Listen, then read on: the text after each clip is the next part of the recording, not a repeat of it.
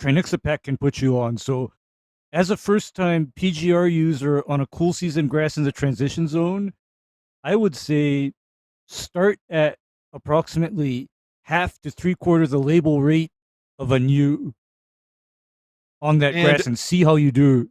and here's the other thing, Bryce, is that you typically would not reapply based on a given schedule, like a date, where on a Mhm. 30-day interval or a 25-day interval. Growing degree days are No, typically how you would gauge your reapplication interval. Ray, what growing degree day reapplication interval would you use for a new? I would be looking at least 300 to 350. And the other factor to consider now, Matt, is what is this guy's height of cut? Because, if somebody is working on what I call rough height grass or home lawn height grass, then your interval is probably a little bit more because, when you have longer, taller grasses, they tend to absorb a lot more of the PGR versus, say, somebody that is mowing at T height or green height, for example, which is shorter than your standard home lawn. Yeah. Yep. So it's a differential. And the first place I became aware of this is when I heard reports from the golf people about how the collars and surrounds of the green being half inch, three-quarter inch Kentucky bluegrass, for example, were being way over regulated versus their 1/10 inch bent grass. Same PGR, same rate, but then that overspray from the green was slamming the Kentucky bluegrass into the dirt. It was too much. Yep. I Yep. think a similar thing can happen when you're working on a lawn height cool season mix is be very careful about your rate and how often you apply because a lot of these growing degree day calculations, they are based on green height grass. Yeah, that's Dr. Bill Kreuzer working on the bent greens. Yeah.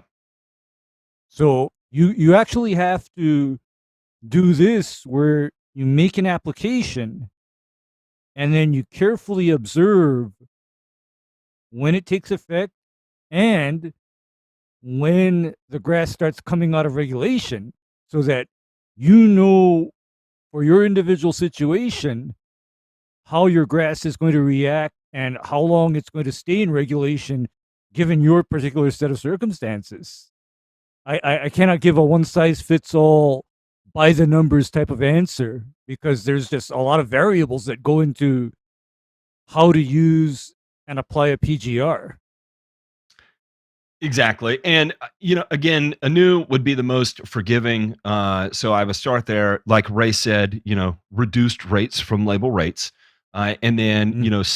set a target reapplication interval. We'll say start at 350. And as you Mm. get further along into your applications, experiment a little bit, right? Maybe extend it to 400 one time, maybe shorten it to Mm-hmm. 300 for an application and see if you, uh, see which one you like more, right? And if you're getting the level of suppression you need, or are you getting an off-color look that you may not be happy with, and so that fine piece ultimately is going to be up to your grass and your growing conditions, and what you prefer, right? And so the only thing we can Mm-hmm. do is get you started in a direction, and then from that point you'll have to get it figured out from there. Tyler says, a recent discussion on your show regarding carrier pH in the tank mix. I began checking my water source and I found my well providing a pH of around 7.5. Number one, while not noticing poor pesticide performance in the past, could I see better results with lowering the pH to 5.5 with the use of citric acid? Could one use lower rates by having pH adjusted properly? Theoretically, yes. If you're Mm. at Yeah. 7.5, though, is that going to be the game changer by taking it to 5.5 with 2,4-D, or taking it from 7.5 to 5.5 with I will say sulfentrazone? It's arbitrary herbicides I'm throwing out there. Mhm. Chances are, probably not. Is it going to be you being able to cut your rate by 3/4 and being wowed by it? No. Nope. uh, Nope. if if you're running a full rate and you adjust your pH, are you going to see less carry through that application? Maybe that's possible, right? And so less survival from that application of weeds that are typically controlled, as long as they're not full fledged in resistance, right? So um, would you, if I don't know if you're a homeowner or not, but if you have a lot of experience spraying, lawns and various weeds with certain chemistries, then chances are you might be able to notice the slight difference that it would provide. If you don't have that experience, chances are you likely wouldn't notice it, because a 7.5 isn't awful, and Hell typically most things yeah. are still going to be okay if you're mixing and spraying immediately after mixing right there, right? Now, if you're mixing at a 7.5 and you're letting it sit in your tank for a week and then making your application, yeah, that's probably going to be a problem, right? And then yeah, you would be super happy that you did some tank modifications at that point. Ray, from a homeowner's perspective, can you think of any herbicides off the top of your head that at a 7.5 that is going to degrade so quickly that you know damn well it's going to be a game changer by adjusting your tank to 5.5? None that I know of. None that I know of, really. However, Yeah. as you said earlier, the issue will become when you adjust your pH downward, how many of the weeds that used to survive application are now taken off. Just taken out of the equation, because what pH does, or pH modification does, is it just adds that extra bit of efficacy to your application that is needed on the harder to control weed. You just need it, because when researchers do their trials, do you know that they're often using like deionized or distilled water, Matt? Yes. Yes. And when, like, say Syngenta or BASF is doing their own testing, initial testing, pre-market, that oftentimes they're doing their 10 square foot test plots with deionized or distilled. They're mixing their their tank in the lab and taking it out to their test site. Yeah, to create So uniformity across applications, right? So that way water can't be one yeah, of the contributing factors to failure of the yeah, the water herbicide can't be application. water cannot be the variable. So, Hmm. but then when we get out to the real world, where we have water with high mineral content, water with high pH, and by the way, a lot of your high pH water, that is on purpose, Hmm. because Hmm. water municipalities have an obligation to adjust water so that water going through the municipal water system does not dissolve or erode metals. Hmm. And what they're concerned about is lead, copper, and zinc becoming soluble in the water. Go ask Flint, Michigan, what happens when lead becomes soluble in water. It's catastrophic. Yeah, we call that no bueno 100% of the time, every time. Yeah, so that is why oftentimes a municipality adjusts water pH to 7.5, just because that is the pH at which most common Hell metals are no yeah. longer soluble in the water. I mean, it's for a good reason. However, that water that is pH adjusted with things like sodium carbonate and sodium phosphates, that can then become an interfering factor with a lot of your herbicides. Yeah. And Yeah. at home, I did this where I mixed myself up a bottle of glyphosate in reverse osmosis water. And I kept that bottle on the side for a couple of weeks, and then I saw weed and I wanted it dead, so I grabbed that bottle. That was some of the best working glyphosate I've ever used. And I'm not talking about a very high rate of glyphosate either. Yeah, it again, it can have definitely an impact on what you're doing. Again, if you spray for a living and it's one of those things you're gonna notice just over time. You're gonna notice it because you know what to expect when you apply it. So anyway, again, at a 7.5, that's not terrible. Keep it in the back of your head. Maybe try it a couple times. Gauge response. How about this? Maybe make half an application with pH adjusted, the other half of the application without pH adjustment, and then use that as see what happens. A check against the variable of water. Number 2, it says irrigation water can influence soil pH. However, what is the likelihood that one hose dragging cycle of an inch of water 2 weeks prior to a soil test could skew said soil test? For example, a 2019 soil test showed a pH of 6.8 on a non-irrigated lawn.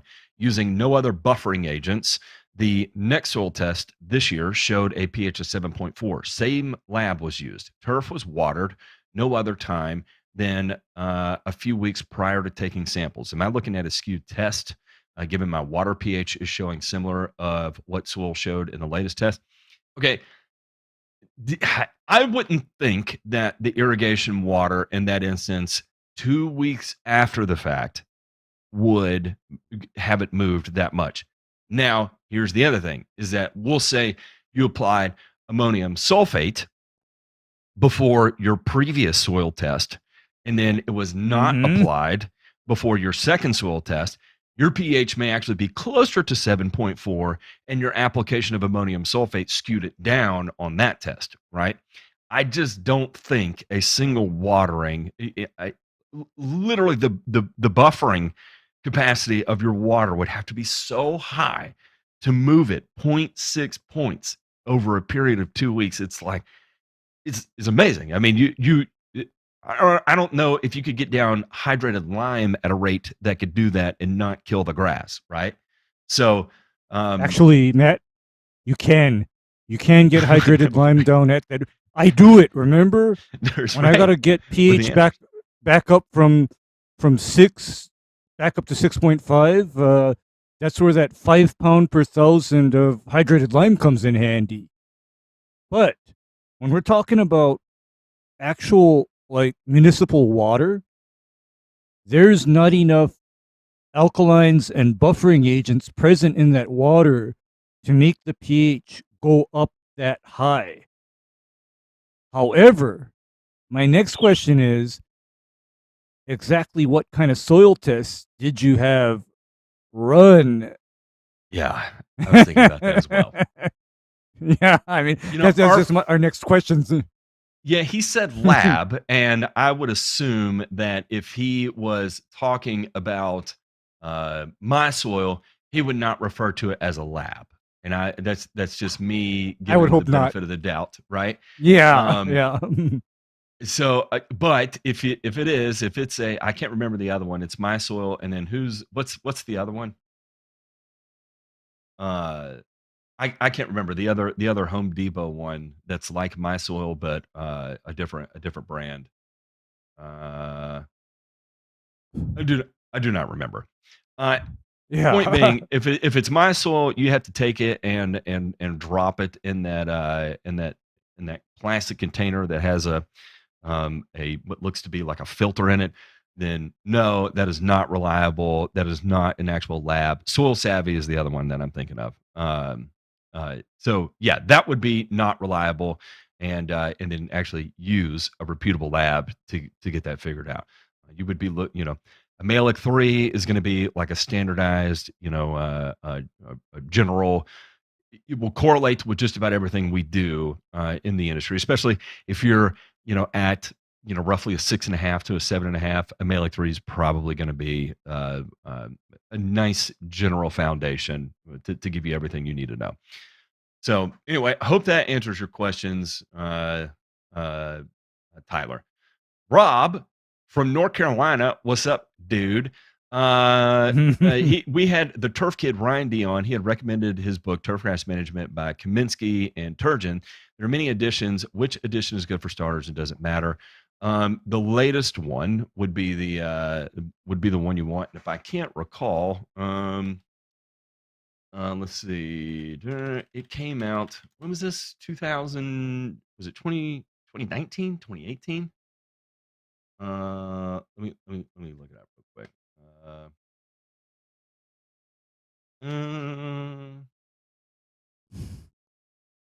Oops.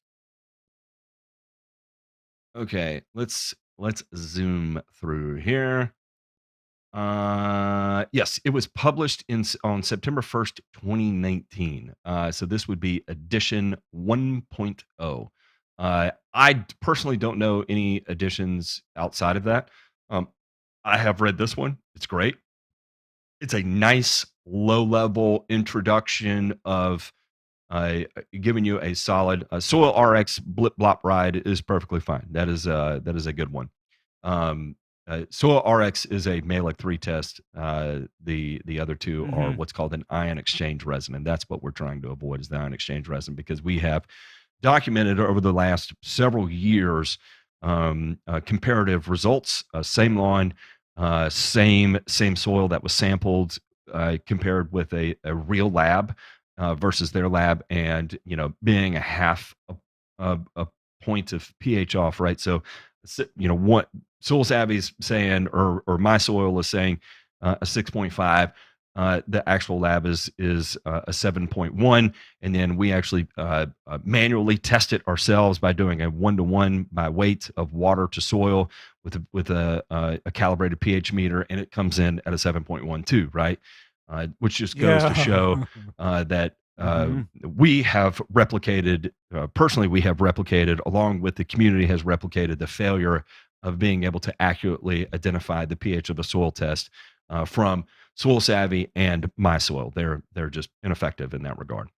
But yeah, Kaminsky's book, Edition 1.0, Turfgrass Management. It's an easy read. It makes sense, easy to reference, and gives you a nice general overview of an introduction into what exactly is turfgrass management. Mule Rider says, I'm looking at ways how to increase moisture retention in the wife's flower garden. Any tips on that? Get on TRT and start. Wait. I don't. Hang on, Matt. I think I misread the question there. Yeah. Sorry. I know. That was my fault. Yeah. Okay. To bring this back to PG rated, what I probably would tell you is, do you know where else I use wetting agents, Matt? I actually use wetting agent in landscaping. To get through hydrophobic layers in a landscape, and landscapes can be prone to hydrophobic layers because those are the places where there are layers sometimes of dissimilar materials and peat moss brought in as the potting media that the ornamentals and flowers are planted in at the nursery. I mean, there's all kinds of things that can happen, right? So in order to overcome that and more uniformly wet the soil profile, sometimes that's where I turn that Underhill pellet pro gun with the pellet of wetting agent, and I start gunning down people's flower beds and landscape areas just to break through all of that layer of dissimilar materials. Yeah, I just that is something to consider and keep in mind, is that when you have dissimilar materials, or even the peat moss based potting mix that your flowers were planted in at the nursery, that is something that you're going to have to deal with for sure. Yep. Again, wetting agents is one thing to consider. Now that it's planted, maybe pre-plant, consider tillage. Mhm. The other thing too is that even for a flower garden like that is if you are planting annuals, maybe do some cover crops of switching out annuals for winter annuals and then summer annuals too, is something else you can do as well to try and keep things going in that time frame. Um, Mhm. let's see. Then we have B Butcher says, "Do you know if generally what the water in Knoxville is?"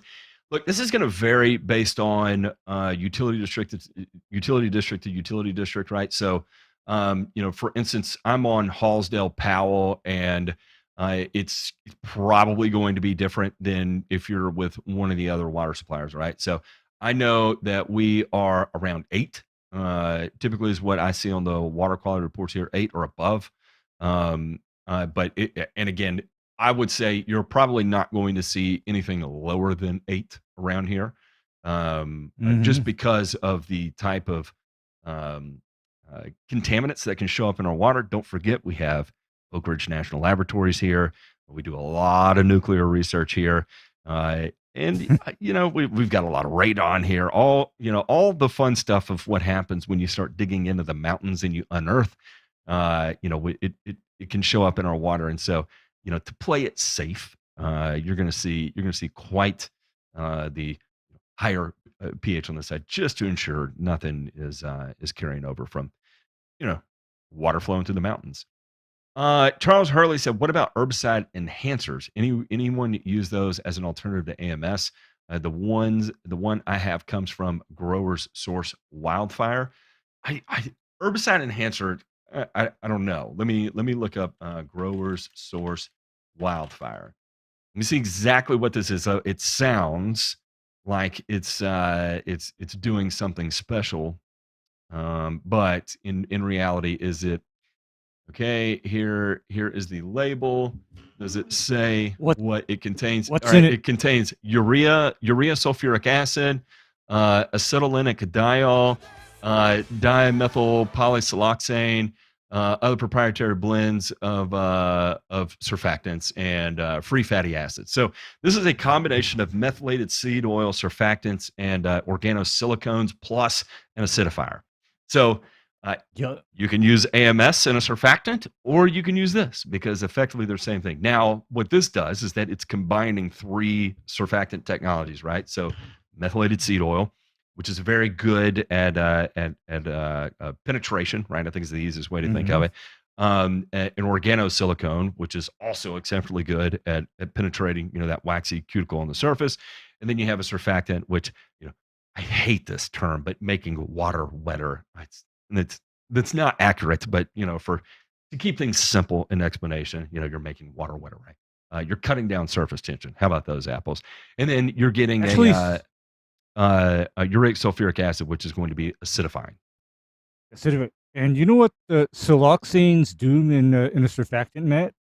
They do Uh, something that I hear is a very common issue when making tank mixes, in that siloxanes are good anti-foaming Hell agents. yeah! Because I yes. because for me, sometimes when my tank mix is getting really, like, bubbly and foamy and it's getting difficult, all I gotta do is just throw in a little bit of a ready-to-use surfactant that has the siloxanes in it, and the foaming in the tank is gone. It just breaks all of that foam, and then I'm back in business, because my nightmare is literally something what I saw many years ago, where somebody was loading a spray rig, right? And there was just like a column of foam, like, pouring out of that tank and overflowing down the sides of the tank. Not good. No. So yeah, foam is an issue. Yep. And that's why they sell, defoaming agents out there for doing Mhm. those types of things. So anyway, yeah, that's a good product, no doubt about it. It's Super good, yeah. as far as cost and all that fun stuff. I would say at the rate you have to use, it's not going to be that much more expensive than using AMS and a surfactant. So the fact that you've got it, I would continue to use it 100%. I think it's good. It's a good product. The Yeah. Blip Blop Ride said, I was hoping Soil RX would be good. I used Ryan Nor's affiliate link. Look, I will tell you this is that when Ryan initially started talking to them, Ryan reached out to us and was like, hey, just help me co-sign my bullshit here. Does this look legitimate to you? You know, what questions do you have? You know, he's like, I want to make sure that I want to make sure this works as appeared, as it appears, as they're telling me. And so he did. He put them through a vetting process, and that included a lot of feedback from us. And you know, we felt good about it. You know, Ryan felt good about it, and so that's how that went forward.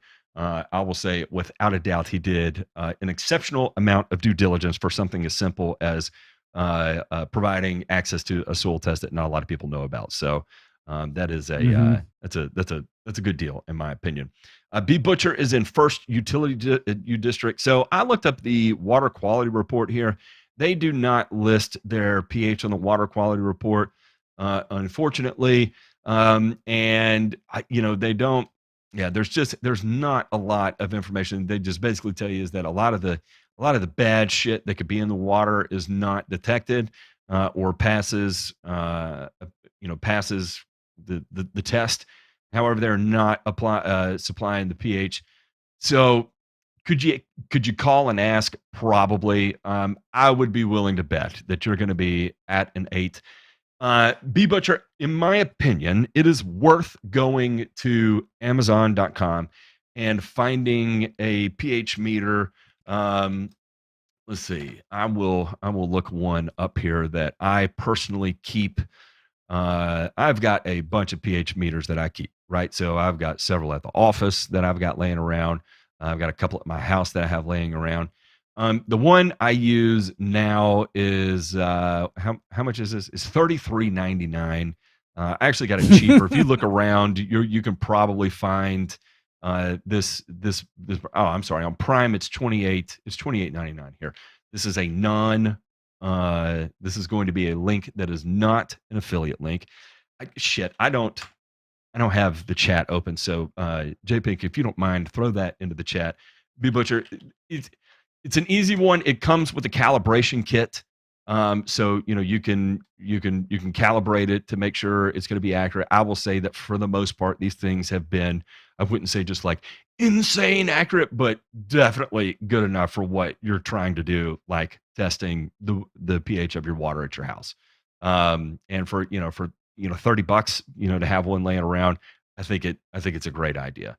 All right, so we have creepy Bible stories with grandpa is going absolutely nuts in the chat right now, wigging out about, and I want to open the chat so I can go back and read all the what do you call it, the schizophrenia that's been showing up. So let me go up. You gave $1.99. It says the worms all eating all of my dirt. Please help. How do you keep worms from eating all the dirt? Worms keep eating all my dirt. Dollar spot on all y'all's lawns. Emoji. LOL. LOL. I think there was more. Oh yeah, I was scrolling the wrong way. My dirt is disappearing as we speak. Answer my question, please.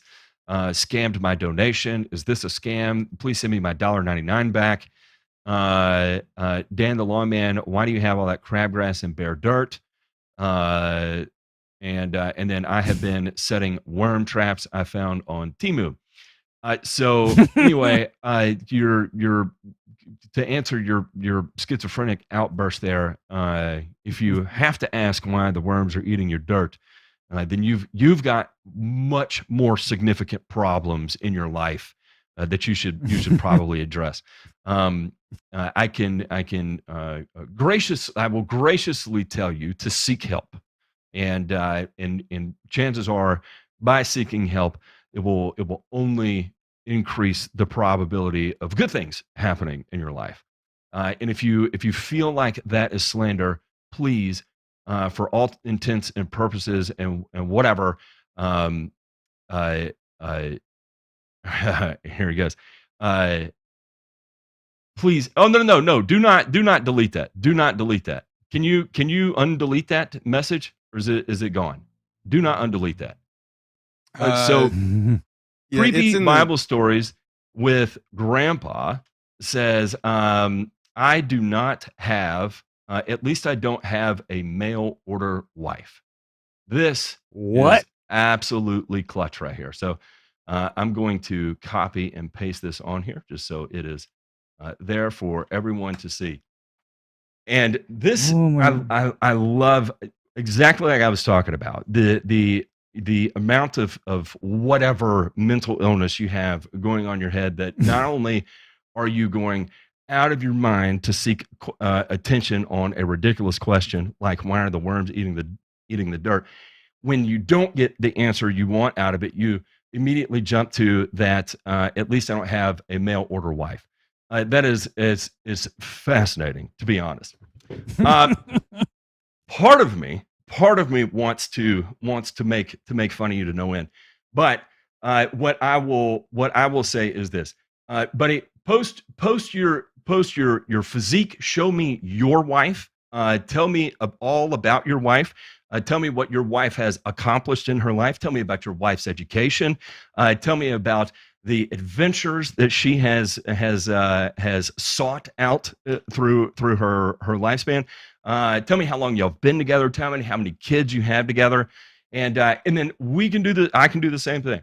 In fact, I'll sit down with you in a one-on-one on a Zoom call, or we can do a YouTube live even, and have your wife on, and I'll bring my wife on, and we'll just have a good old conversation. Bring the drink of your choice. Of course, my wife and I will bring the drink of our choice, and I would absolutely love to have that conversation with you. And in case you were wondering, I got my wife off Amazon Prime, right? And the fact that you think that I had to mail order, it was not a mail order thing.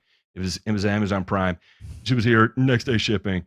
It was great. I colonized her, right? There was a lot of colonizing that went on, because she's Japanese and Asian and all that fun stuff. I don't know, maybe she colonized me, but it is what it is.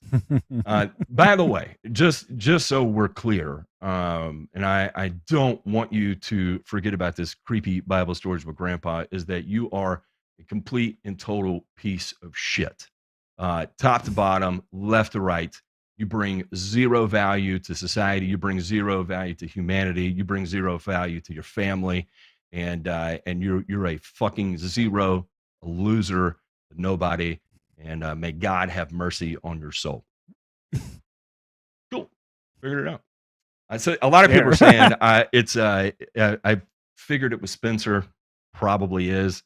We'll figure it out. Spencer, if that's you, let me know. You know how to contact me. Feel free to reach out to me. Let me know. And by the way, have you heard from? Never mind. I'll say that. Anyway, I'm sure your parents are worried about you. You should probably check in with them and give them an update on where you are, man. Because they are legitimately worried about you. I think your parents are concerned. For sure. Mike said, I'm starting to think this is just Matt's therapy session where he can let out the frustration with all the idiots he's had to deal with over the week. Really, I had something like that. Man, I've said it before, Mike, is that I started YouTube as a therapy session. Terp Truth is here. That's funny. I started YouTube purely as therapy, right? And it was the fact that when you start a business and you have no money and you have no clients and you feel like you have something of value to offer, but you have nowhere to offer that value, YouTube became something that I could talk to and get that dopamine hit of immediate, feedback, right? Like, oh, thank you for sharing that. That helped me so much. And it made me feel better about it, right? And that's why I talk about, like, it's real easy to get sucked into the feedback loop of YouTube, right? Because whether you want to or not, you do subconsciously chase that dopamine hit of positive reinforcement, right? And so YouTube is very much therapeutic to me, and I do not want to shy away from that at all. None, zero. As much as I try to avoid it, that's why sometimes I have to step back, take a break from it, erase my mind from it, because you'll get locked into it and you'll start to chase it. Again, that's why you'll see me react to someone who leaves a negative comment on a video, and I'll have to record a video about it, but if someone leaves something nice to say, then, a lot of times, I'll give a high five in the comments and that's about it. Move on. And it doesn't stick with me the same way that a negative comment does. Like Turf Truth said, take it from people who deal with a lot of derogatory comments. Don't let it bother you. It only feeds the monsters. And there's no doubt I shouldn't let it bother me. But I am a terrible human being. All right, now can we open up the phone lines? Turf Truth, if you feel like calling in, feel free. It does not bother me one bit. I know we want to maintain your anonymity, and so we would. I know J Pink can figure out a way how to do that, but maybe on the fly, maybe a little bit too much. J Pink, how do you feel about open lines? Yeah, they're open. See, this is why J Pink's the producer. You got it. Yes. That way.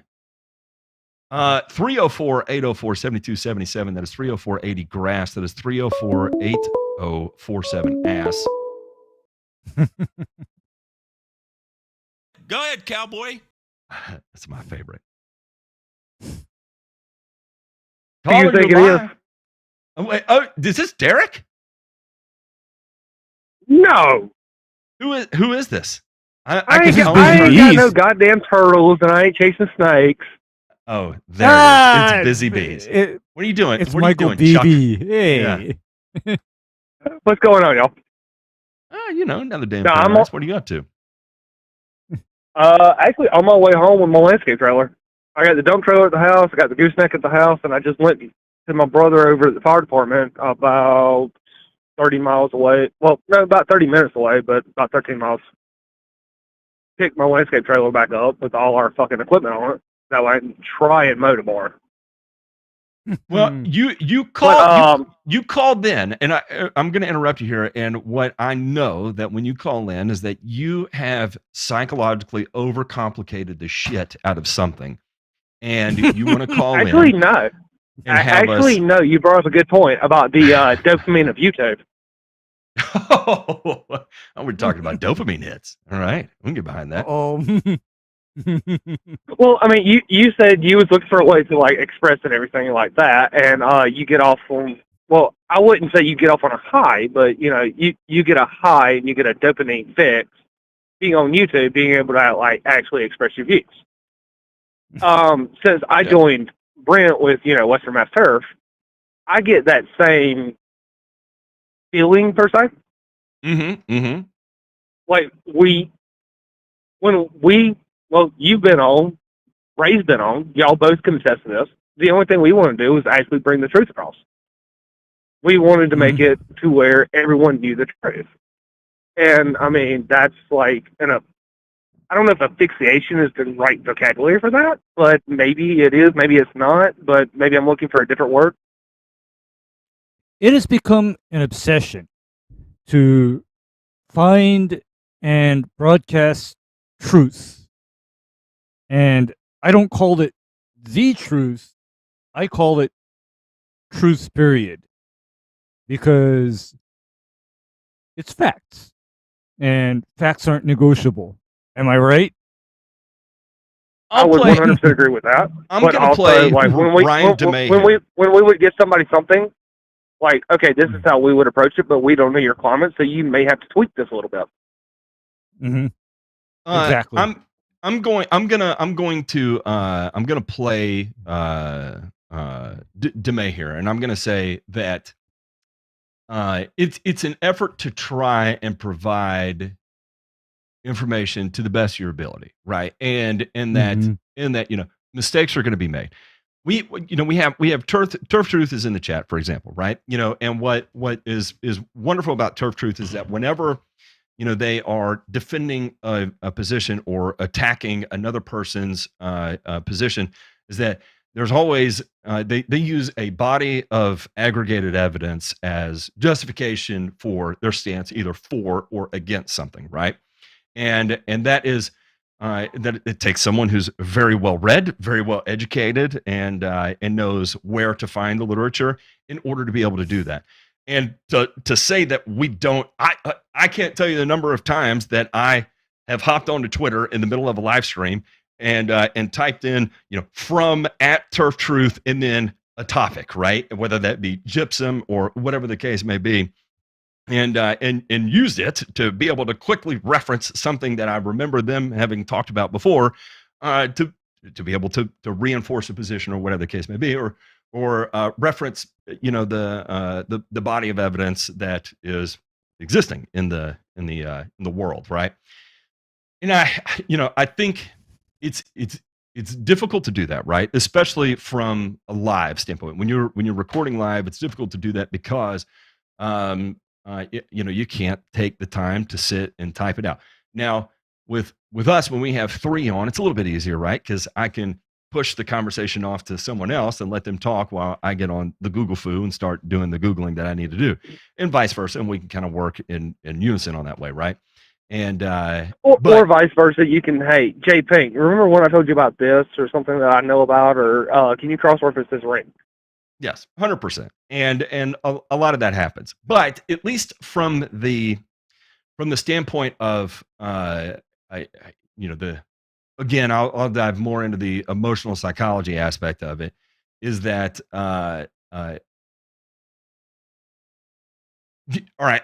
No, I'll explain it this way. Like, for instance, if you ever get your feelings, all right, there have been moments that I've been through, that I've seen other people go through, where you have developed a relationship with someone online, then it becomes personal. You may meet them in person or whatever, and then it kind of extends that way, and then you lose that relationship, and then in losing that relationship, you have to and as part of that relationship, you would avoid certain topics as a content creator to try and make sure that that relationship stayed cushy, right? Now that it's over, you're going through the loss of a relationship, and so you go through the 5 stages of grief, right, from a lost relationship. And as part of that, it's trying to control how you respond to it, right? And I'm not going to. I'll pick on who is it? Waterboy Productions, Joe, right? Joe, when he separated from Yard Mastery, he clearly went through the 5 stages of grief of trying to figure out, everything that he had been taught from a manufacturer, of trying to reintegrate back into society without that relationship and unlearn what he had been taught, right? And then you, as part of that 5 stages of grief that you're going through, you start getting positive reinforcement from speaking negatively about your experience. Then that becomes addicting in a sense, right? Because you're getting that dopamine hit when you're normally faced with something that pangs your stomach. Now all of a sudden you're getting a dopamine hit, right? And so whenever you start to get that pang in your stomach, you know what to do to correct it with a dopamine hit. Being that produce a negative piece of content that you're going to get immediate feedback for, and it's going to make people laugh, and then you're going to feel better about it. You know what I'm saying? And so it kind of creates a cycle, and I don't know. Anyway, it's kind of a long, drawn-out explanation. But speaking on that right there, we all know humans are creatures of habit. We have to have a habitual cycle. So therefore, when you go into that, would you not agree with me when I say, okay, well, you're looking for that dopamine hit. So therefore, if you gotta maybe slander somebody and make yourself better, therefore, would you not do that to make yourself feel better if you're going through those 5 stages of grief? I think what is important that you have to do is try and stay grounded, right? And process that pain in however you would offline, right? And not carry it online, so you can stay focused on what the concept of what you do, producing content, is, right? So, like, for instance, we want to educate, and we want to try to provide information to people using a body of evidence to support what we say, right? And not necessarily jump into immediately, just centering the content around shitting on someone. Now, we do also have to prioritize entertainment, right? That's why people watch, is that they want entertainment, and just like we enjoy being entertained, it's entertaining for us to entertain other people. Call it narcissism or whatever, is part of who we are, and so you know, we will have a segment where we do shit on someone, and I you know, to say that we weren't inspired by Turf Truth in that sense too. You know, I will say this, Turf Truth, is that before you made it to YouTube, it was something that we were trying to calculate how to do in a graceful manner. And but you know, it started with Joe Knows Turf, which was actually Bo Knows Turf before Turf Truth came along on YouTube, and I think that's why so many people accuse us of being y'all. But I can clarify right now is that it's very obvious that the amount of academia that exists in Turf Truth is well beyond us, right? There's you can just tell. You can tell. Again, I mean, you could not say going to pretend honestly, that you, we have that level of Ray, intelligence. We don't. me, every other pro, combine all of our knowledge of all the actual factual stuff, and Turf Truth still blows us out of the water every day. It is what it is, and that's someone who has, you know, dedicated their career to the education side of things, and Well, you know, academia, Matt. Academia. yeah. That's however, you know, as we are finding out, when the rubber hits the road, academics often fall short. And you know, we'll say I'll say this is that, you know, the beautiful thing about science is that it's ever evolving, right? And like one of the things we learn, for example, with humic acid in trials, right? How many times have we seen wildly different outcomes from a single product being applied across various conditions, right?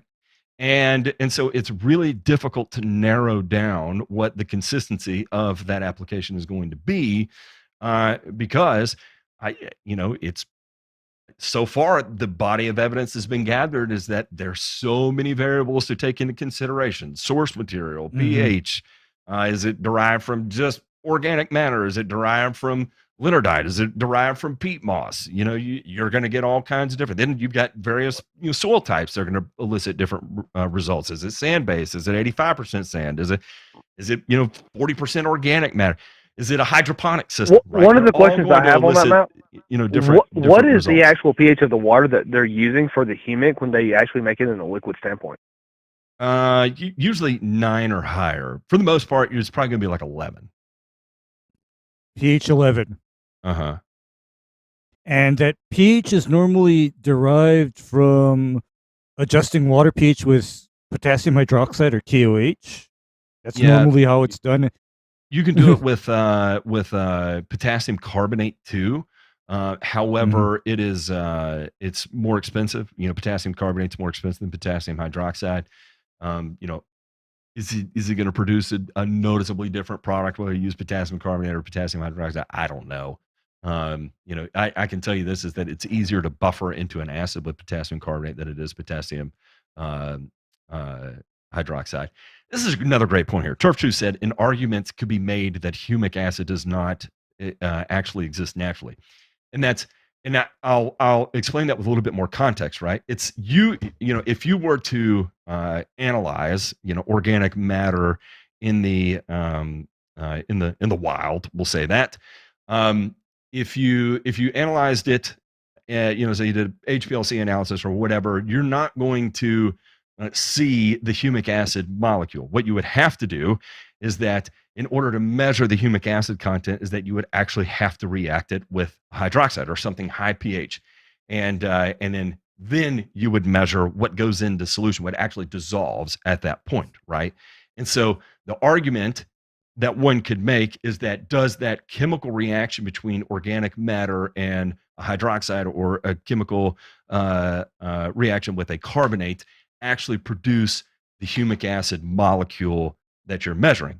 Therefore, it doesn't exist naturally. It is a chemically reacted byproduct of you know, organic matter touching, you know, something else, reacting with something else, right? So and then yes, Telly, the opposite would be true. Would be, you know, when an acid fraction touches organic matter, and the part that becomes solubilized after that reaction is that what creates fulvic acid, right? So there's a lot of room in there, wiggle room, to it's hard to say, right? And I mean, what would you would have to use maybe a mass spectrometer, maybe? I don't know. I don't know this aspect of science to be able to Maybe. say enough.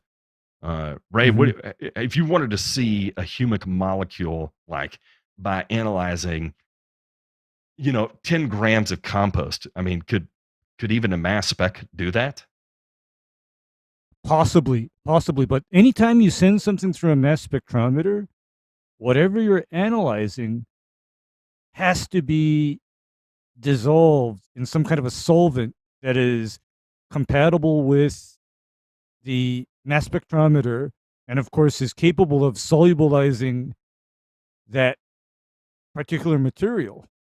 So again, we know it's going to be soluble in a high pH solution, but that may be the catalyst for the reaction that produces the humic that you're trying to analyze. So yeah, that's a very good. That's something that has crossed my mind lately. Is that what is humic? Is humic something that is inherently there, present in nature, or is that just a product of its reaction with a high pH water media? I mean, Well, my next question for that, Ray, is it a product or is it a byproduct? Like, if my wife was awake and I could ask her and we could actually like do samples at her hospital and like run this down, I would ask her. Yeah. That's just one of my little questions that I've had in my mind lately is, okay, with all of this talk about humic, how much of that is actually a de novo product and how much of it is a byproduct or a result of that alkaline-based reaction? So, it's like, is it chicken before the egg or egg before chicken? I mean, I'm wondering now. I mean, so I mean, it's the age-old question: which came first? Yeah, which is first, right? Right, busy bees. And so I'm in that aspect. I tend personally to lean towards the idea that humic and humate is most likely a byproduct of that reaction that is used to isolate it from various sources of organic matter. I mean, because like one of the parent sources is shale, right? Various types of shale gets reacted with a alkaline aqueous media. So, and the thing about shale is that shale is a carbon deposit, in the earth. In other words, you all taking humic and spreading it or spraying it on your lawn, you might well be extracting dinosaurs and spreading that out on your lawn, for all you know. Here's the other thing is that, again, really, or any organic matter source, you can extract, humic from, right? So you could do it with collect your stools in a bucket and high pH extract it, right? You could take food scrap, break it down a little bit, and then high pH extract it. You could use chicken doo-doo, all right, and do the same thing. And the reality is that are you really capturing anything that's like Turf Truth is saying here? What are you capturing that's beneficial? When turn around and applied, is it going to produce a beneficial response, right? So, well, I'll use this as an example. And they're saying, relative to urea, right? One of the things I hear is that just because you don't see a response doesn't mean it's not working, right? And that is the most garbage justification of to use humic acid I've ever heard. It is unbelievable, right? Again, think about it in terms of professional, we'll say LCOs, pro lawn care, right? Where your reputation hinges on you making a visit to the lawn, and when you leave over the course of the next 2 weeks, the lawn is going to be better than when you were there 2 weeks prior, right? is humic acid well, going to produce the type of therefore, result in that should be either application better or 2 weeks worse. later? It could be better or worse, right? And in heavy, you goes Better or worse. worse. Then It all depends on you're what application you're doing. yeah, you're shit Yeah. out of luck, right? So you're talking about, gauging, what do you want to add to the tank? Well, that here we are in we'll say April, and you're treating a fescue lawn. What is going to give you a better bang for your buck, right? Is it going to be a half pound of nitrogen from urea, or 3 ounces per 1,000 of humic acid? Oh, it's going to be AMS all day long. Yeah, right. With a little And bit of it's- slated iron or something. Yeah, I mean, it's easy to elicit response with nitrogen, right? With humic acid, developing any sort of response from just a humic application is 99% of the time not going to give you one, right? And the argument that what's going on below ground it's is damn going near to be accident, beneficial right? in the long term is it's standing on shaky ground at best, because again, we've been through a ton of data sets there. Like, all right, you want to capitalize on humic acid. We have a body of data, body of evidence from Virginia Tech, establishing Kentucky bluegrass sod, right? Okay, we've seen that synergistic effect between humic acid and seaweed applied every 2 weeks at a certain rate, increase the speed and rate of rooting. Okay, great.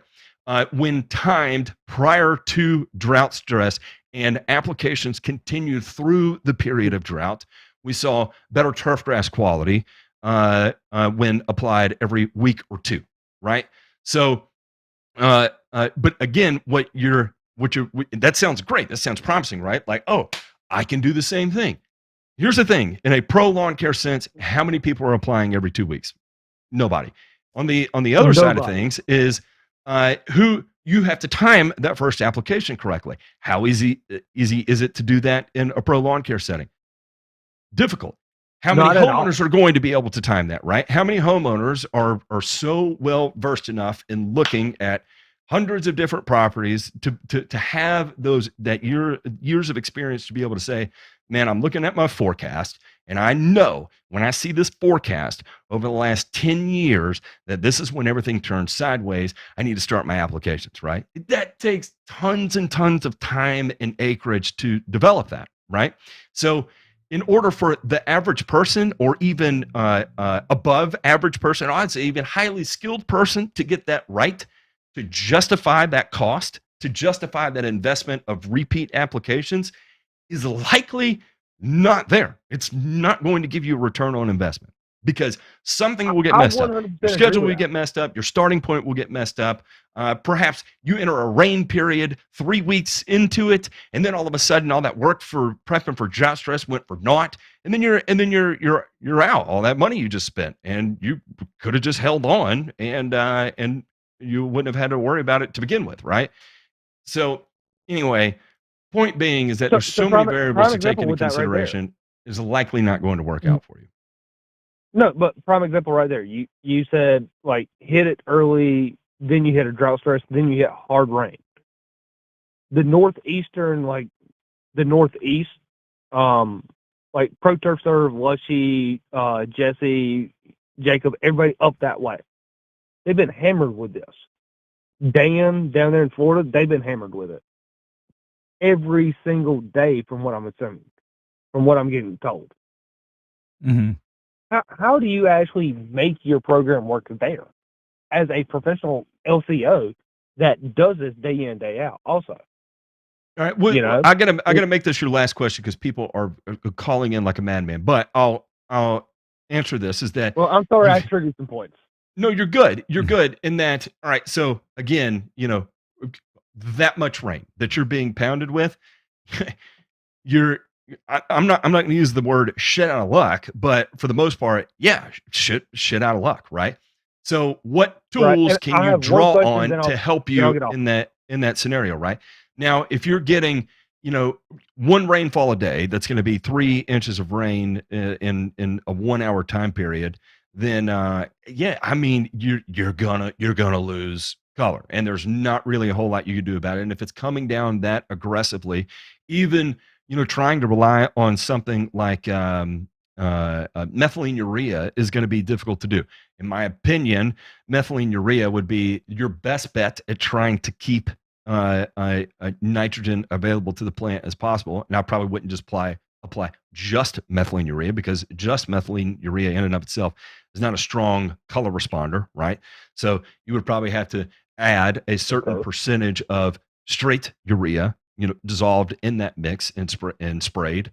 And if you're getting that much rainfall in that type of weather pattern, I would probably spray it instead of spread it time frame.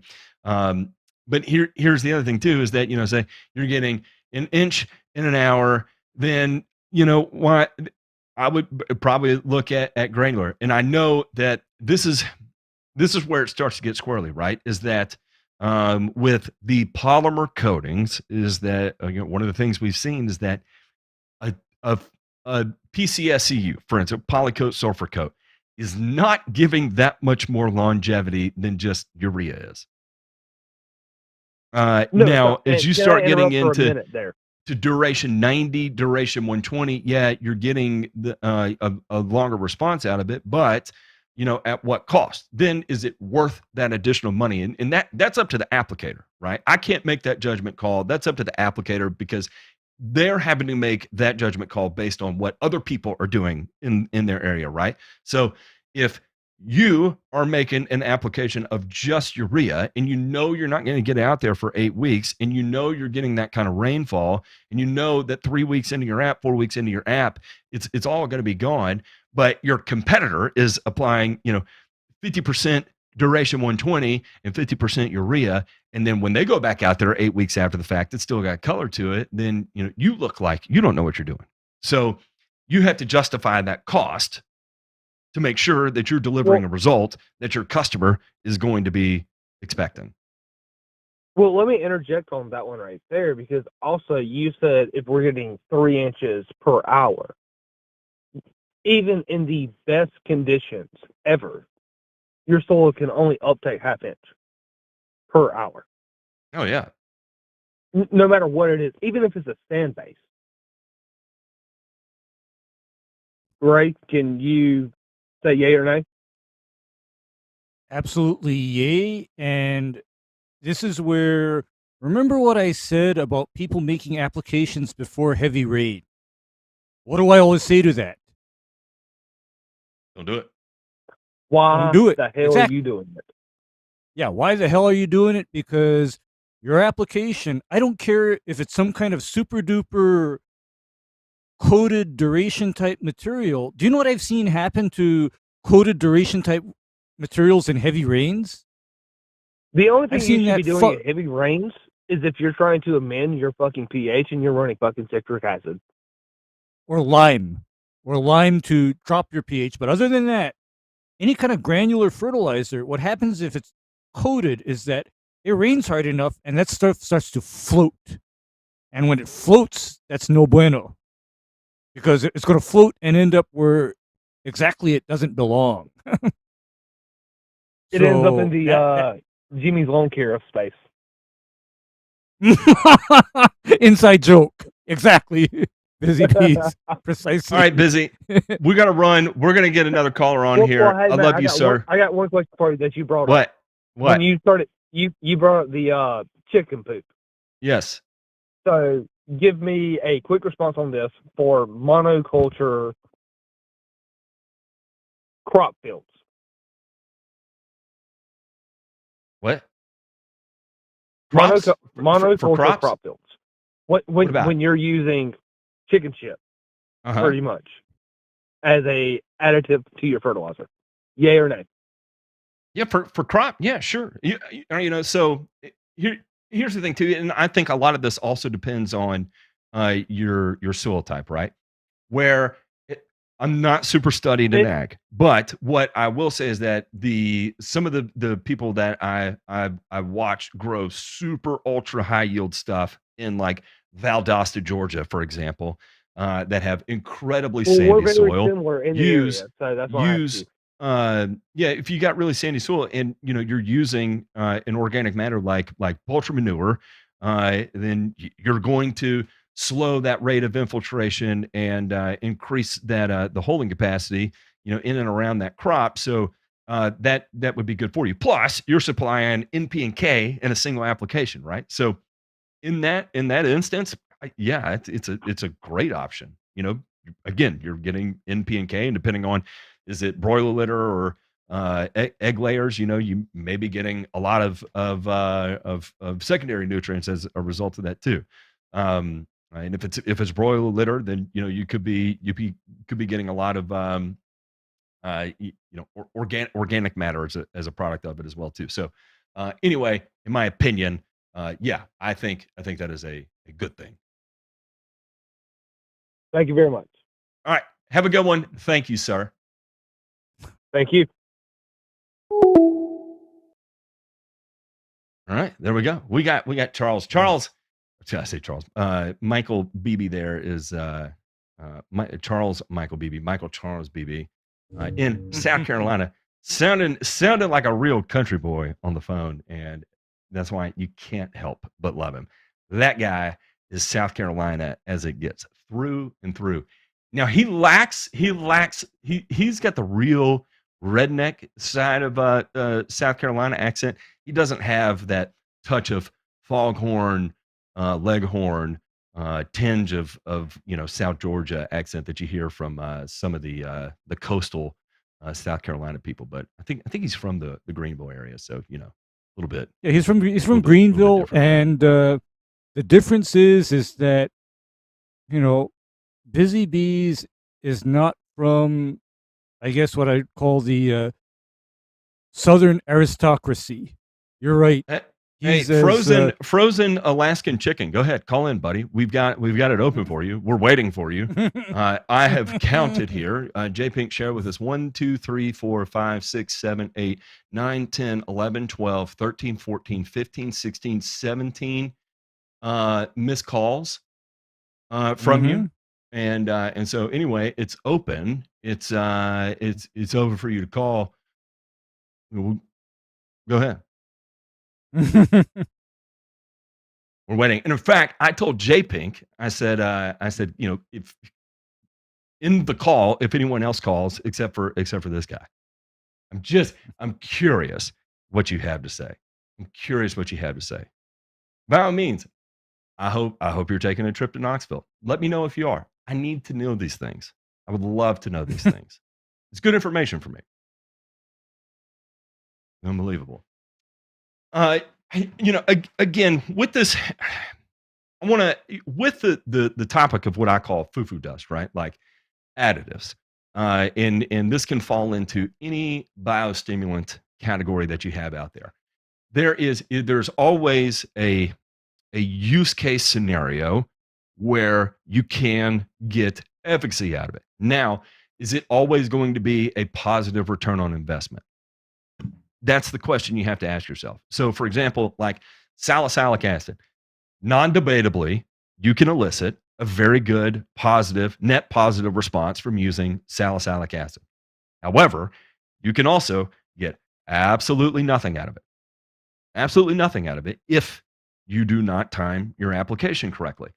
Salicylic acid was one of the first biostimulants that I actually understood the importance of timing, right?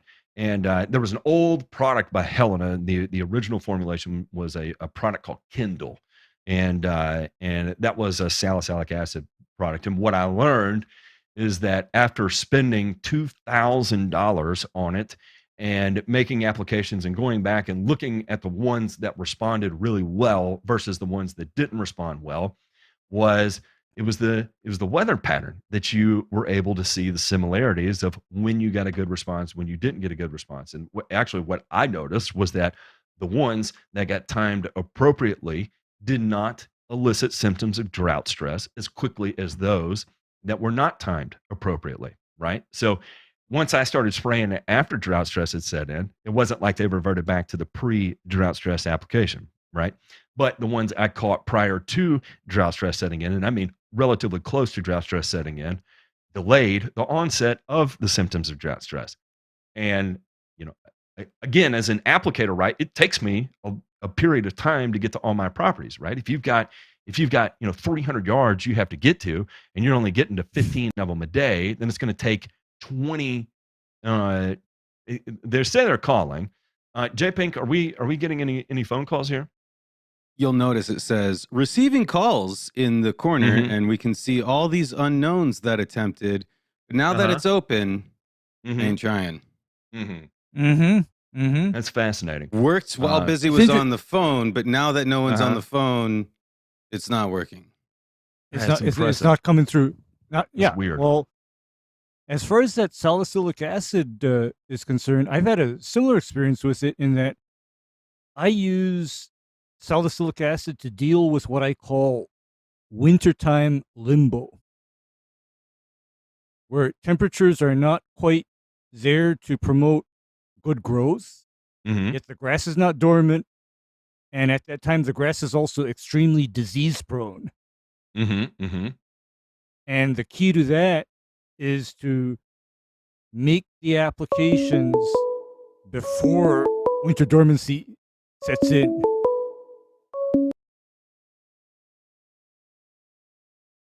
Caller, Go ahead, you're cowboy. live. Welcome to the show. Who do we have the pleasure of speaking with? Oh, this is Dan the Lawman. I'm just making sure that the lines are working. We are fact checking. We're fact checking the grass factor here, and Dan the Lawn Man checked in on us. And the difference is about Dan the Lawn Man versus whoever's been trying to call. Dan the Lawn Man wasn't a pussy, and he let his phone number be shown. Whoever's trying to call keeps calling from unknown, and it doesn't seem to be working. Maybe they should just let their phone number be shown to me. I won't share it with anyone else. It's okay. Yeah. Dan, how are you? It's good to talk to you. How you feeling? I'm just making sure that the phone lines are working, and they're working great, guys. You guys are doing a hell of a job, and Turf Truth is awesome to see you around, buddy. It is. It's always a pleasure to see Turf Truth, come in, and again, I wish we could do more interactive content with them, because I know I have a lot of actual just questions that I'm sure they have answers to, and being in the academic space and in the research space for clearly as long as their team has, I know they would have a lot of the answers to the questions I have, and I think it'd be a fun conversation, purely from that standpoint, just due to the amount of exposure they've had on that front that I haven't, right? So anyway. Yeah. They said, think creatively. Real quick, I got a question. In that topic that you guys were talking about earlier, fulvic acid, humic acid. Well, you didn't talk about fulvic acid. Turf Truth kind of filled me in on that. But the urea option that you guys use for whatever purposes, can you go a little bit more in depth in that and what type of purposes you're using it for? Rather, attaching it to some type of fungicide, insecticide, herbicide. Using urea. I mean, in the sense that Turf Truth was saying is in terms of like gauging the value of a product, right? Is you apply urea and you look at the response you get from it, right? And you assign a value, mentally of that response, right? So it took a lawn from that had lackluster color to great color. So urea, I'm going to score a 10, right? It scored a 10. And then we'll take an alternative product, right? That okay, my lawn is as chlorotic as it was prior to that last urea application that took it to a 10. And this time I'm going to apply fulvic acid attached to a seaweed, and I'm going to apply it to the lawn. Okay. Did the fulvic acid plus seaweed application move the lawn to the 10 that the urea application did? Does that make sense? Now, is that what you were asking, or are you saying now from that point it's like combining the things and seeing what sort of different responses you can elicit? Well, it's one of the first times that I'm using urea in particular, especially after you sent me the Elevate to use it in an AMS, and I tested that out in a test plot with the weeds. And then I also tested raised urea in a test plot with weeds, and both of them worked magically. And seeing as urea is possibly the cheapest option, I'm just trying to think of different ways that I could put that into my game plans when I go out there. Yeah. So, as like a tank additive, this is going to be fertility aside, right? So we're gonna think of this as just purely a tank additive.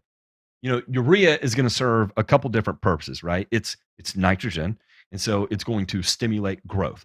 And one of the benefits of stimulating growth and then applying a pesticide, whether that be a fungicide or an herbicide, um, uh, it, you are going to see usually a positive interaction with an herbicide because as you're stimulating growth, you're also facilitating the movement or translocation of that herbicide throughout the plant, right? I'll give you an example that, for instance, kudzu control. Kudzu can be difficult to control. The way to make it easy to control is to combine a nitrogen source with your herbicide and making that application, right? So say you mix urea or ammonium sulfate and glyphosate and go spray kudzu, you're going to knock it out really, really well. Versus if you just took glyphosate and went and sprayed kudzu, you would not get near the amount of kill that you would as you did by adding urea to the tank. And a lot of that has to do with the fact that adding nitrogen. Hey, I think this is Frozen Chicken trying to call. Oh, hey, 1 second, Dan. We're gonna buzz him in real quick. Go ahead, caller. Hey, caller. Hey, this is Dan the Lawn Man. How y'all doing? This is not Dan the Lawn Man. Who do we have the pleasure of speaking with here? This is Dan the Lawn Man. Hey, Brian, What's up, Matt? I appreciate you calling in, man. Let me ask, with your previous call, what were you looking to achieve? By the way, congrats on becoming a master gardener. Hello? Oh, I didn't hang up. They hung up. Oh, wow. That's My funny. goodness. Wow. Yeah, Brian. Weird. How do you like that area of North Carolina you're in? It's beautiful country out there. And again, what are you, Wayne County? I think you're in. By the way, congrats on becoming a master gardener. I know that's an achievement in your mind, and by all means, good job. That's good. You've reached the pinnacle probably of your career.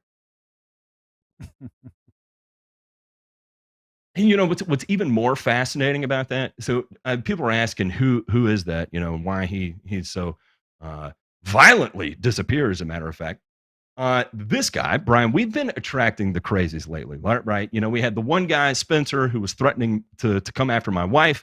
Brian is the one who was calling my wife a mail order bride, which is fascinating. And it's amazing because his brother's a service member too. Like he served our country, and it's a great guy, married, has a beautiful family, and a general great upstanding citizen, someone that I would personally want to be friends with, has beautiful kids, just recently had another young baby. I mean, that's the kind of people that you're like, man, these people are awesome, right? Those are the kind of people that we love to interact with, love to get to know, right? Those are the kind of people I want to surround myself with to be the best person of myself, best version of myself. I want to surround myself with people better than me. I notice that in a lot of service members. Why do you think I absolutely love turf therapy? The guy is so much better than I am in 99% of the aspects of my life. So I want to be around him. That's why I have Ray on the show. That's why I have JP on the show. That's why I have Ryan on the show. I want to surround myself with people that are better than me, right? But it's weird that this guy is his brother has all that to offer to the world. But then he comes on, and the first thing he did was drop a bunch of homophobic slurs the first time he jumped on. And I think he was going after gay people and trans people, and so anyway, we ended up taking time, to figure out who he is, maybe why he's working that way. Is he going through some sort of distressing mental illness breakdown or whatever, and so we're genuinely worried and learned a lot about him, and he's got a great family. And what's crazy is that even Brian, the guy who called in, I mean, he's highly educated in education. He's like in education. His education is being an educator, and I think some criminal justice in his background too. And so it's fascinating that he can go from that to then, calling in here and dropping a bunch of homophobic slurs, and with the intent of, I don't know what his intent was, and that's why I asked him, why did you call in, the first time, and but he's a master gardener. Chances are he took his master gardener class, he passed, therefore he feels that he has reached a level of authority that surpasses whatever it is that we have to offer, and that's fine. I'm glad you feel that way. You might have, for all I know. I have no idea. And we gave your opportunity to come on and tell us exactly how much you have exceeded what we know, and you weren't able to do that. That's sad. Well, that was the biggest failure I think I've ever seen on the internet. I mean, that was fascinating. I don't think I've seen anyone that quickly crumble and die at an opportunity before in my life. I love the internet. Absolutely love the internet. It is one hell of a place. It's 10:47. We are. Uh-oh. My wife messaged me. She left her phone charger under my desk right here. I'm going to record this. Hey, Asami, we had another commenter tonight say that you were my mail order bride, period. Do you have any comments that I can share with that person? ? And I did legitimately message that to my wife. It is there, and so we'll see what information she has to say, because I'm sure. Oh my goodness! I mean, I can just imagine what Asami would say. Yeah. I may or may not be able to share her response. We'll see. Exactly. I mean, I'm not gonna lie. I'm so impressed at the quickness that Brian folded there. I mean, he absolutely folded. That's incredible. Let's see if I can share this. Language barrier here. Well, I said I don't understand. I wish she'd come here right now, but I know she's getting ready for bed, so she's not going to. I'm going to say, someone said that I ordered you on the internet to be my wife. Man.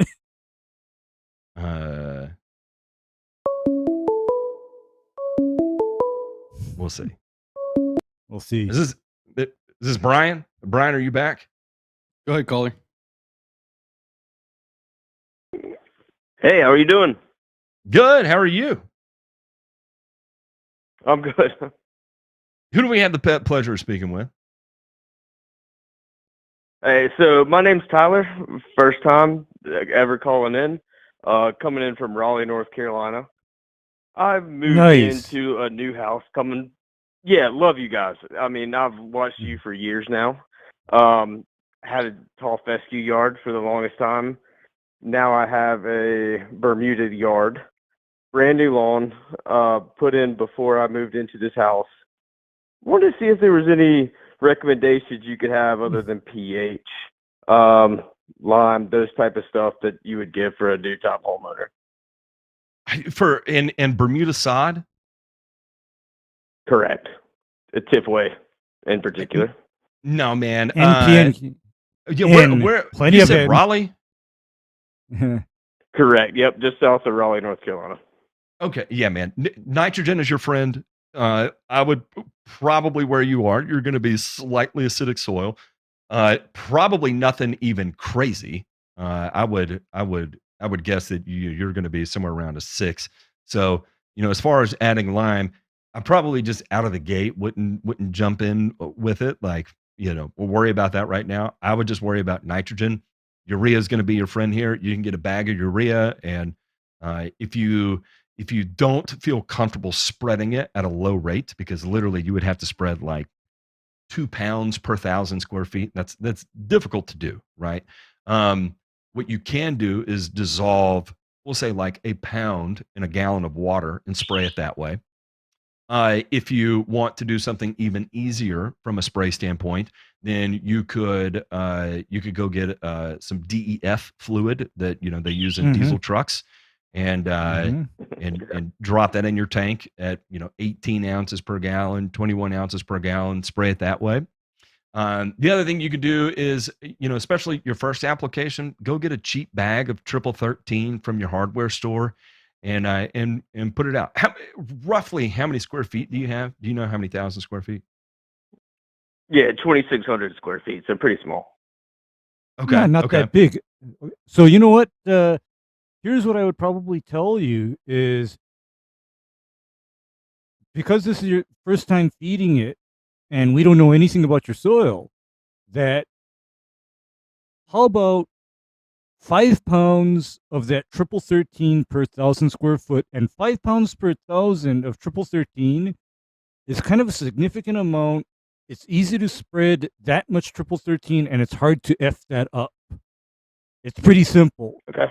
And the reason why you kind of want that is because in a lot of cases, your soil is also probably low in potassium and phosphorus as well. And the thing about Bermuda grass, especially hybrid Bermuda, is that grass is so hungry for nitrogen, phosphorus, and potassium all together. Basically, it wants the complete fertilizer. So I think you'd be well served, in absence of a soil test, to just drop down a little bit of 13, 13, 13 from the hardware store or the co-op. Easily available. Yeah, I appreciate that. And I will say, I've been like I said, I moved from a place that had a lot of tall fescue, been following Pete Denny with GCI for a while. So I have quite a bit of the protein fertilizer that he has. So I've been going through there. And I will say I did get a fertilizer test. I'm at 4.8. Oh, 4.8. Hell yeah, man. You need lime. You need lime badly. With the protein fertilizer, it's slow is the only thing that I'll say. And so, just keep that in the back of your mind. And other people commenting from the Raleigh area they said that new construction is going to be incredibly low pH and also low in phosphorus as well too. And what analysis of the protein did you apply? Oh, I honestly don't have it top of my head. I wish I like 1704, something like that. You guys. Yeah, I think that's exactly what it was. And the thing about that protein stuff is that it is so slow and unpredictable that I actually don't care for it on something like a Bermuda sod where you have high expectations for how it looks like. Because if you're looking to have your lawn look like it's the best lawn on the street, and you're willing to put in the work to do, a lot of mowing and otherwise take care of it, that would not be my first choice, because I'm familiar with maintaining very high level turf grass. And one of the things that's important to me is predictability of fertilizer response. So I tend not to like slow stuff. I like stuff that responds immediately after it applies, and I have some idea as to how long I'm going to get that fertilizer response, even if it means that I need to come back in 30 days and fertilize again. That doesn't bother me. Have you applied any lime yet? I have. So I did get that soil test. Honestly, I pulled the plugs before I even pulled in or even closed on the home here. Sure. So nice. I think, I went through the North Carolina Department of Agriculture, got that done. I think they recommended, and I may be wrong here, 30 pounds of lime per 1,000. Sounds about right. Initially, it may have been more than that, to be perfectly honest. But you said 90? No. I didn't say anything. Keep going. Keep going. Yeah. Oh, sorry. So Continue. so I forget what that initial recommendation was. I can't believe if it was 30 or 60, but whatever they recommended, that's what I put down. But knowing that it's going to be a while, I plan on doing another soil test later this fall just to see kind of what that impact was. No, it's not going to be hardly anything. Skip the soil test this fall. Probably what I would do is alternate, right? Like, you did that. Now I would go ahead and go out with your triple 13, 5-6 pounds per thousand, something like that. And then 30 days after that, apply more lime. 30 pounds per thousand, probably a little light, maybe 50 would be your friend. I'm going to tell you right now that you are going to have to apply 50 pounds per 1,000 square feet of lime 6 times, 7 times, 8 times over the course of the next 2 years, and you're probably going to be getting up close to like a 5.5. And so the easiest way to do that would be like alternate, right? So your first application, you do your triple 13. After you do a couple apps of triple 13, you can switch to just your 4600, right? Or a 2500 or whatever you get that's nitrogen dominant, right? It doesn't matter the analysis. It just you want to make sure that you're getting down ample nitrogen, and then you want to alternate between that and then probably go with your lime, and then go back to your nitrogen, and then go back to your lime, because it's at a 4.8. It's going to take a significant amount of lime to move that needle. Just a lot, unless you have like a crazy high, buffer pH, which I doubt you do. You just be prepared. Buy stock in a lime mine. Loist is probably one of the larger lime mines in the United States. So if you feel like hedging your purchases, I would buy stock or options on with Loist, and that's a joke, by the way. But just understand you're going to spend a significant amount of money on lime. Yeah, look, I appreciate you guys. You guys have been awesome throughout the years. Thanks a ton. Oh, Paul Promcuts, love him too. Never talked to him, but I know he's not too far away. But yeah, thanks for everything you guys do. Talk to you later. All right, thanks, man. It was good to talk to you. Nice talking to you. Yeah. Bye. Again, one of those things that reinforces, that there's a disproportionate number of good people to bad people in this community. 99.9% of people that you're going to come across are going to be great people. You talk to that guy, clearly, that's a great dude. Think about all the people that have called in over the years. Amazing people. Yeah. Right? All the guests we've had, amazing people. Yeah, you get a bad apple every now and again, and then it's like in life. What is it they say? Like every 1,000 people you meet in your lifetime, one of them's a murderer, right? Well, we fit that time period where we've talked to so many good people. Of course, we got to get a couple of murderers, serial killers, or mass murderers. Come in and jump on the phone. We've got they've been coming out of the woodwork lately, but you know what? It'll be replaced with good people because obviously. Obviously you mentioned Brian by name and one of his accomplishments, and then they literally fold faster than the lady at the dry cleaners. By the way, so my wife did comment, and she said Amazon Prime is of the old. You can now order cheap wives on Temu, but understand that a Japanese wife will be fake. It will be a Chinese brand Japanese wife, so they will not be a legitimate Japanese woman. It'll be a Chinese woman that is labeled as a Japanese woman. So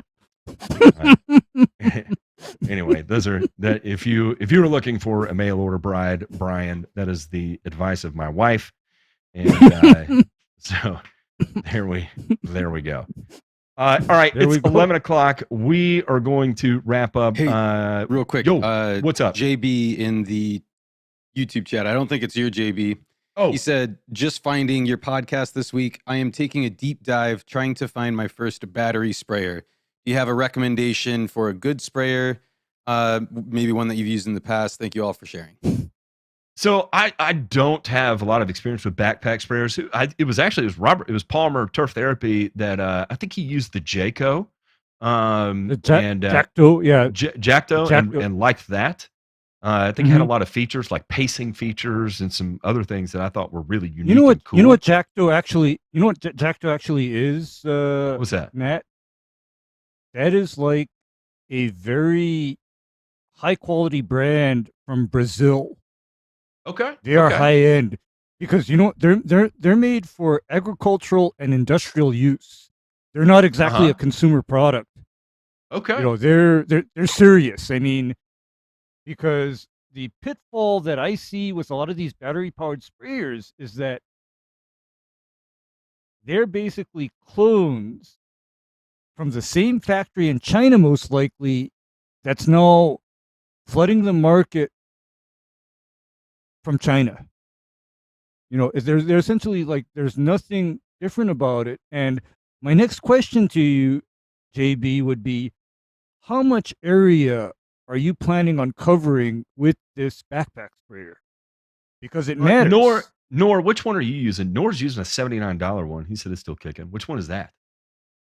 I think that's one that he got, I think from forgot where he got it from, but then I saw it on one of his videos, and it looked like it worked pretty well. The only little hiccup that he had with it is that the nozzle cap, the diameter of it was too small to take the T-jet nozzles. That was the only hiccup with it. I mean, lots of recommendations are coming here. My Four Sons, you can get an upgraded pump and battery. You can add an agitator to it.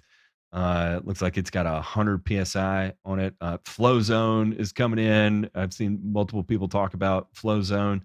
Flow Zone Typhoon. Nor has a clone of the My Four Sons. He had to get a different nozzle end so it would take the T-jet, but now it's good to go. Exactly like you said, Ray. Okay. JB says he has 8,000 square feet, but rehabbing 2,500, and it is my second season with the lawn. So 8,000 square feet.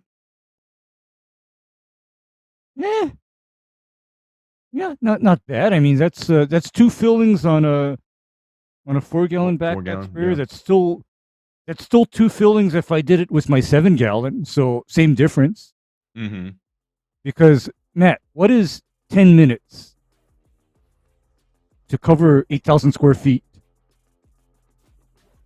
Annoying. Yeah. You know, Ray, I'm pulling out the peregrine. I'm not going to yank a damn backpack to spray 8,000 square feet. I'm too old and lazy for that. Speak for yourself. This is the 36-year-old versus the 50-year-old, and I'm the one who's taking the lazy way out. See, Gen X is built differently than us millennials. He just proved it. Anyway, JB, I listen. All the recommendations from everybody in here, I would look into every one of them. So it looks like, Nor has one that is a clone of the My Four Sons, the My Four Sons, the Typhoon, the Jacto. What is it? Who does the Typhoon? I already forgot. Flow Zone Typhoon. Flow Zone, yeah. Yeah, and take a look at them, put them into a spreadsheet. Watch what other people say. They like it. There's a Strom is another one that they're saying works good. Take a look at all those. I trust everybody in here that's talking about having a good experience with it. Now that I see it, I remember other people talking about it, and see what features you like, what features you don't like. Do you want pacing? Do you want agitation? Do you want higher pressure output? Do you want nozzle variability and all that fun stuff? Because that would ultimately be the deciding factor of which one you choose to go with. So anyway, yeah, Ray, yeah, hope you have a good night, sir. Thank you, Matt, and you too. By the way, we are going to miss the after show tonight because we don't. That's why we ran long here, because we don't have any prep done. I will say this, and JPIC, I'm going to get with you, and we'll go ahead and have a slight little meeting on air here. I was thinking about actually when we do the Centipede group on, what if we do that on a Sunday instead of a Thursday? So we do like a private BNR kind of show with those guys, and the way that's going to work is that they're contributing to our St. Jude campaign, wecareLawnCare.info. They're contributing to our St. Jude campaign. with the trade-off of then being able to come on and pick brains and all that fun stuff. And there's going to be a lot of talk about centipede. And there's going to be a lot of talk about other grasses too. There's a centipede group, but a lot of them have gone ahead and made the adjustment to different grass types. So I was thinking maybe a Sunday do that actually instead of a Thursday. That'd be cool. I think that'd be fun. That'd be nice. Yeah. Yeah. Yeah. I think it'd be fun. And then I know I'm at night a couple times during the weekend here. I don't know. We may get on and do some poke our head around and see what we can come up with. I don't know. I'm not gonna lie. I am so happy with how that went with Brian tonight. Again, watching him crumple like a paper bag was just absolutely priceless. Fascinating. It was. Priceless. It was. That is one of those times that I cannot wrap my mind around how swiftly he folded. Don't forget, Brian, we literally know everything about you, and I actually was going to reach out to your brother, and I'm probably not at this point. We'll see if you stay disappeared or not. If you choose to come back, by all means, I'll have the conversation with you. I'd love to hear why you went that direction on the first call. And you know, if you can't keep your manners about you, or you want to go down that road again, then I will. I'll actually reach out to everyone in your family and figure out what is making you tick in such a hateful way. Love everybody. Y'all have a great night. Bye-bye.